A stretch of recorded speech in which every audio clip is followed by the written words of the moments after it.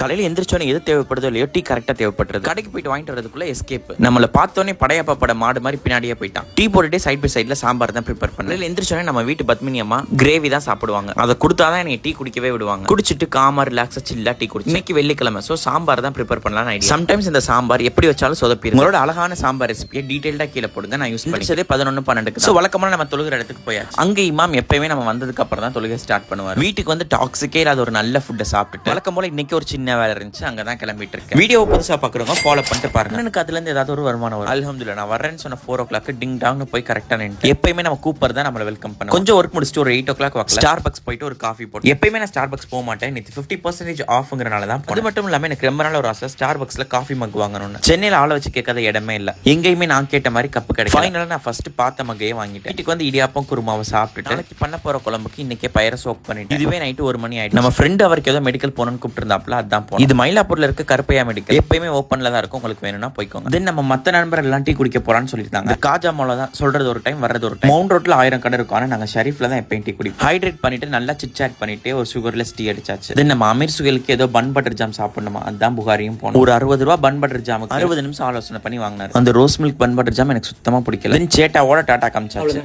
சக்சஸ்ஃபுல்லா முடிஞ்சிருச்சு. வெளியில இன்னும் பயான் போய்கிட்டு இருக்கு. முடிச்சு வர மாட்டேங்கிறாங்க. பாய் பாய் கைஸ், நாளைக்கு பார்க்கலாம். Have fun.